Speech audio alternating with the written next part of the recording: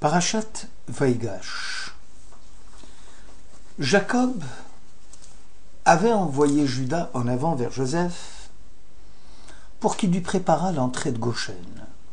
Joseph dit à ses frères, à la famille de son père, « Je vais remonter pour en faire part à Pharaon, et je lui dirai, « Mes frères et toute la famille de mon père qui habitèrent le pays de Canaan sont venus auprès de moi. Ces hommes sont pasteurs de troupeaux parce qu'ils possèdent du bétail. Maintenant, lorsque le Pharaon vous demandera et dira quelles sont vos occupations, vous répondrez, tes serviteurs se sont adonnés au bétail depuis leur jeunesse jusqu'à présent, ainsi que nos pères.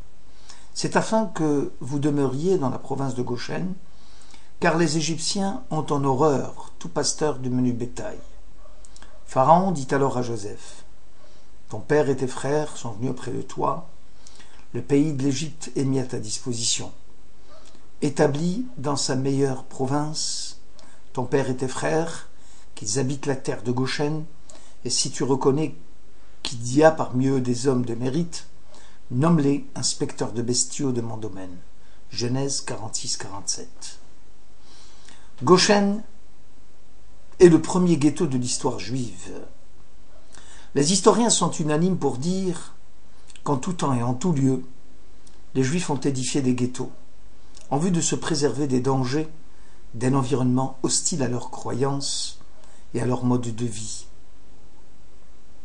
Les Juifs vont choisir librement de vivre en vase clos, dans un milieu refermé sur lui-même, là la minorité juive séparée du reste de la population.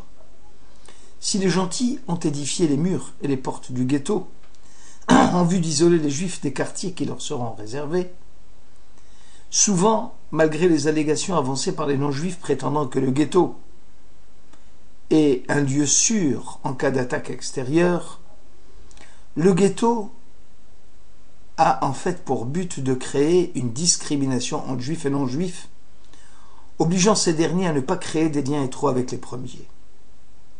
En fait, le ghetto de Goshen est le premier du genre.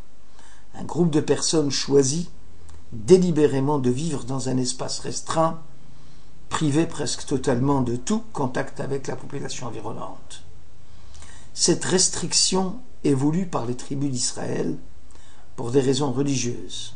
Ces restrictions ne s'appliquent pas au commerce ni à la liberté de mouvement.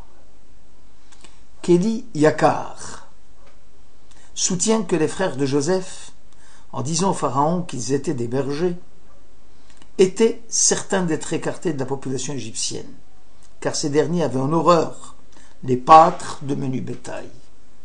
Le rabbin Hirsch relève que tout le temps que les nations du monde n'avaient pas encore érigé la morale universelle comme norme de droit, les murailles du ghetto bâties par les gentils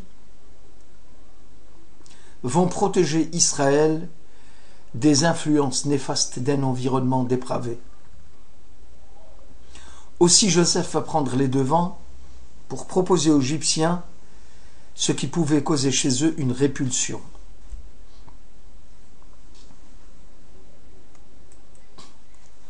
Les premiers commentateurs de la Bible, notamment Rabbeinu Bechaye, pensent que Joseph avait l'intention de sédentariser ses frères en leur permettant d'acquérir des techniques du travail de la terre, de celles de l'élevage et du pâturage.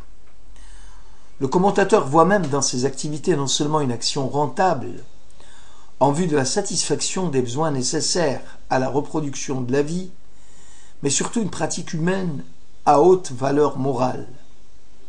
Ainsi, d'une part la production du lait, la toison des moutons, montre bien que la nature est maîtrisée par le travail, dans lequel l'homme se reconnaît et s'affirme. Et d'autre part, cette activité est toute désignée pour favoriser la pensée méditative, parce que le berger, loin de toute civilisation, est beaucoup plus proche de la nature.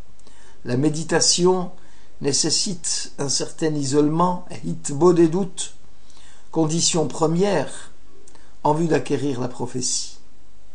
La nature de la révélation, étant donné qu'elle fait partie du domaine de l'ineffable, est quelque chose qui a besoin du silence, et d'espaces solitaires comme le désert. Dieu est apparu à Moïse dans une flamme de feu au milieu d'un buisson dans le désert. Ce sera aussi le cas des autres bergers d'Israël, Élie le prophète, Élisée, Samuel, Saül, David. Sifte Cohen relève que d'une part, la vie citadine est forcément liée à un mode de vie dépensier, alors que la vie rurale serait plus économe. D'autre part, la ruralité implique aussi une vie simple et naïve. Joseph, probablement, cherche aussi à éduquer ses frères. Ce qui leur a fait défaut, c'est probablement la tendresse, la miséricorde, Rachmanout. Or, le pasteur est un homme généralement appelé à soigner le troupeau et à s'occuper avec sollicitude du bétail. Ces qualités sont incompatibles avec celles des guerres, habituellement appelées à tuer. Aussi Pharaon ne pourra pas, pour ainsi dire, les enrôler dans son armée. Décidément, Joseph va réussir ici un joli coup. Celui d'écarter ses frères des missions périlleuses du Pharaon et de les en éloigner des influences désastreuses de la civilisation permissive d'Égypte. Selon Bereshit Rabbah, Jacob envoya Juda en avant vers Joseph pour qu'il lui préparât l'entrée de Goshen. Le verbe léhorot utilisé ici signifie enseigner, transmettre. Juda devait préparer le terrain en vue de l'installation d'une maison d'études destinée à la formation de la Torah des rejetants de Jacob. Ce midrash aura pour fonction d'apprendre aux générations à venir l'imoud la Dorot, l'urgence d'édifier des maisons d'études en vue de la propagation de la Torah, quel que soit le lieu de l'exil dans lequel on sera appelé à vivre. Khatam Sofer affirme que l'intention du patriarche était de sauver le royaume de Juda, puisque Joseph, concrètement, est désigné momentanément vice-roi d'Égypte. Le même scénario se reproduira au temps des Hasmonéens, lorsque Juda sera privé de royauté, puisque celle-ci sera confisquée en même temps que la prêtrise par les Hashmonaïm issus de la tribu de Lévi. Les sages d'Israël décidèrent alors de nommer un président du Beth Din descendant de Beth Hillel afin de laisser le sceptre du commandement entre les mains de Juda. Oznaïm, la Torah, prétend que Jacob a voulu donner une leçon à ses fils. Grande est la mitzvah de l'étude de la Torah. Elle est supérieure à celle de sauver des âmes. Megillah 15. Joseph s'adressant à ses frères en disant « Faites part à mon père des honneurs qui m'entourent en Égypte et de tout ce que vous avez vu, c'est-à-dire comment je suis occupé à nourrir une population affamée, ne disposant pas beaucoup de temps à consacrer à l'étude. » Jacob montrait alors la supériorité de l'étude de la Torah en fixant que tous les secours du monde, prodigués même aux plus démunis, ne dispensent guère des leçons de la Torah et de la crainte de Dieu. Le Admour de Lubavitch explique qu'il y a une approche différente du problème du temps imparti à l'étude, selon que l'on parle de Jacob et de ses fils, ou de Joseph et de ses fils. Joseph est un homme, dit le Admour, introduit dans la cour du Pharaon, répartissant probablement son temps entre la cour et ses problèmes d'intendance et celui consacré à l'étude de la Torah, en harmonie totale avec le principe Torah im derech eretz. Jacob et surtout ses fils, en optant pour le métier de berger, vont tourner le dos aux affaires de ce monde pour consacrer la totalité de leur vie à l'étude intégrale, sans compromission, selon le principe Torato ou Manuto. La mission de Juda est alors clairement définie. Il doit s'atteler à préparer le terrain à l'édification de la future maison d'études à Goshen, lieu privilégié destiné à la propagation du message du Maître du monde. Ici, nous abordons un problème général concernant la vie du juif. L'ordre de la vie d'un juif n'est pas seulement un système de rites, mais surtout un ordre d'existence de tout l'homme.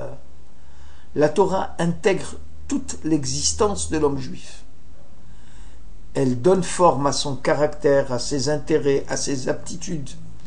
Il s'agit moins de l'accomplissement de tel ou tel acte particulier que d'une manière globale d'être sur la voie de Dieu. L'homme se doit d'intégrer une vaste et riche culture. Il lui faut embrasser la culture du limoud, de l'étude de la Torah. Ce genre d'étude dépasse le cadre d'un apprentissage de pratiques religieuses, car l'étude constitue une fin en soi. La culture incarne bien davantage qu'un système de valeurs ou de règles de comportement. Elle s'accompagne en général d'une vision du monde et d'un mode particulier de relation entre les gens qui la partagent. La Torah, c'est à la fois le détail et le tout. Ce serait la trahir que de la réduire à un culte ou à un système cérémonial. De même que toute perception implique le temps et l'espace, de même tout acte de piété implique la totalité de la vie. Une cohérence objective relie entre eux tous ces épisodes. Quand un homme prie, ou quand il étudie, toute son existence s'intègre dans sa prière et dans son étude. La Torah englobe aussi bien l'observance entérinée de la loi que la dévotion intérieure. Le judaïsme intègre aussi bien le respect de la tradition, observance des rites, maintien des coutumes et des institutions héritées et transmises, avec son esprit conformiste, que celui de l'expérience religieuse au sein de l'introspection, de l'impondérable et de la métaphysique. En effet, l'homme ne peut aborder le respect de la tradition sans la raison, la loyauté aux coutumes ancestrales, sans la foi, ni la conscience communautaire, sans la conviction personnelle. Aujourd'hui encore, le danger qui guette l'étude de la Torah est l'inadéquation dans l'observance de la loi qui risque de faire oublier la présence vivante de Dieu. Car la loi n'a pas été instaurée en vue d'elle-même, mais en vue de Dieu. Le traité Yebamot 6 enseigne: vous observerez mes Shabbats et vous révérerez mon sanctuaire. Lévitique 19. De même que l'on ne vénère pas le Shabbat, mais celui qui a ordonné l'observance du Shabbat, on ne vénère pas le sanctuaire, mais celui qui a ordonné les commandements concernant le sanctuaire. La tradition ne doit pas être observée en vue d'elle-même, mais en vue de Dieu. Incontestablement, le judaïsme représente des vérités et non seulement des lois. Il nous demande de chérir certaines pensées et d'être fidèle à certaines croyances et à accomplir certaines actions. La culture, par l'étude de la Torah, est à la fois une manière de penser, une manière de vivre, une doctrine et une discipline, foi et action.